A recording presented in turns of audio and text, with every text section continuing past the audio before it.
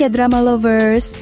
Di video kali ini kita akan membahas episode 2 dari drama Korea When Life Gives You Tangerines. Pada episode sebelumnya, Ibunda Aesun telah meninggal dunia. Namun, Aesun lebih memilih tinggal bersama ayah tirinya, yaitu Byung-chol, sebab Byung-chol menjanjikan akan membiayai sekolah Aesun di daratan Korea, jika Aesun membantunya mencari uang dan juga menjaga kedua adik tirinya. Aesun sangat bersemangat untuk menggapai impiannya agar bisa melanjutkan pendidikan ke daratan Korea. Dia belajar sambil bekerja menjual sayuran kubis. Gwansik yang memiliki kios ikan di sebelahnya selalu membantunya menjual sayuran tersebut. Namun, hubungan mereka bertentangan dengan nenek Gwansik yang tidak setuju dengan kedekatan mereka. Sebab, warga di desa sering menggoda mereka sebagai pasangan muda yang akan menikah. Suatu hari, nenek Gwansik datang ke pasar dan marah besar melihat Aesun yang semakin dekat dengan Gwansik. Ia membalikan kios Aesun dan mencoba mengusirnya. Gwansik berhasil menenangkan neneknya, lalu dia menghampiri Aesun. Mereka berjalan bersama di ladang bunga kanola. Gwansik meminta maaf kepada Aesun atas tindakan neneknya yang kasar. Gwansik menceritakan masa lalu orang tuanya yang menikah muda dan berakhir tidak bahagia. Karena hal itu, neneknya sangat khawatir dengan kedekatan mereka. Aesun menegaskan bahwa dia tidak akan menikahi Gwansik, sebab dia ingin menikah dengan pria dari Seoul, bukan dari Pulau Jeju yang telah merenggut nyawa kedua orang tuanya. Tak diduga, Gwansik justru mengungkapkan perasaannya kepada Aesun. Mereka berbagi ciuman pertama mereka yang manis dan polos di tengah ladang bunga kanola, menandai awal dari kisah cinta mereka. Namun, Aesun tetap bersikeras bahwa dia tidak berniat menikah dengan Gwansik. Sebelum lanjut menonton, jangan lupa subscribe channel ini. Kehidupan Aesun di rumah semakin sulit, sebab Aesun justru mendapati ayah tirinya membawa wanita baru bernama Namin-ok.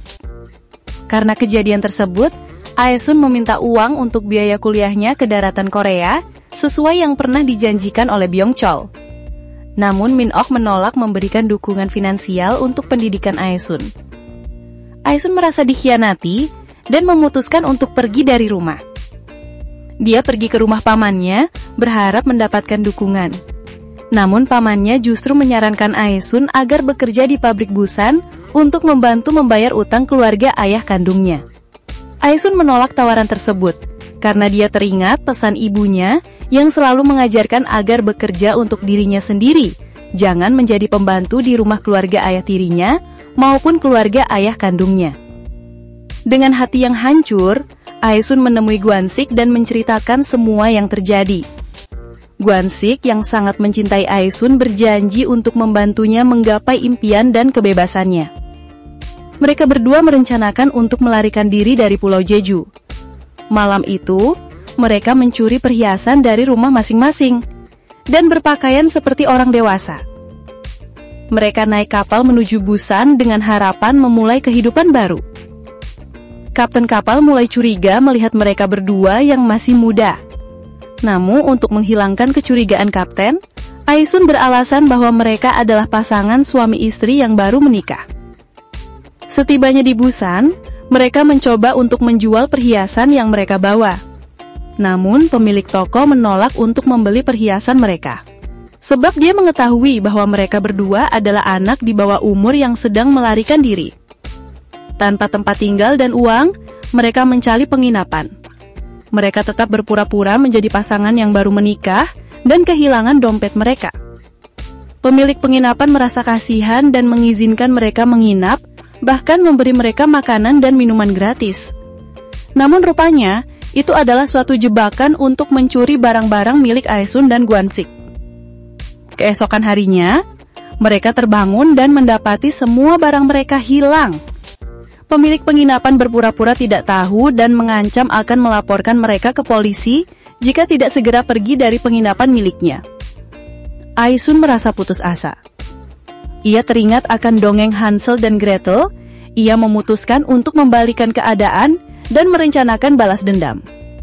Malam itu, mereka mengamati pemilik penginapan yang mencoba menipu tamu lain. Mereka memperingatkan tamu tersebut untuk tidak mematikan lampu kamar mereka. Pemilik penginapan yang gagal menipu tamu tersebut merasa kesal.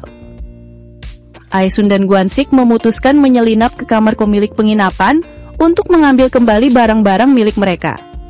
Selain itu, mereka juga berhasil membawa kotak uang pemilik penginapan.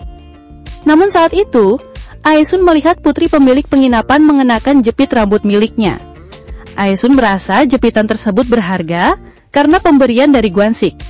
Kemudian dia mencoba mengambil jepit rambut tersebut, namun aksinya membangunkan putri pemilik penginapan yang kemudian berteriak dan membangunkan orang tuanya. Karena kejadian tersebut, Aesun dan Gwansik segera melarikan diri. Sayangnya, Aesun tertangkap. Aesun meminta Gwansik untuk tetap pergi membawa uang tersebut. Namun, dengan keberanian yang luar biasa, Gwansik menyerang pemilik penginapan untuk membebaskan Aesun.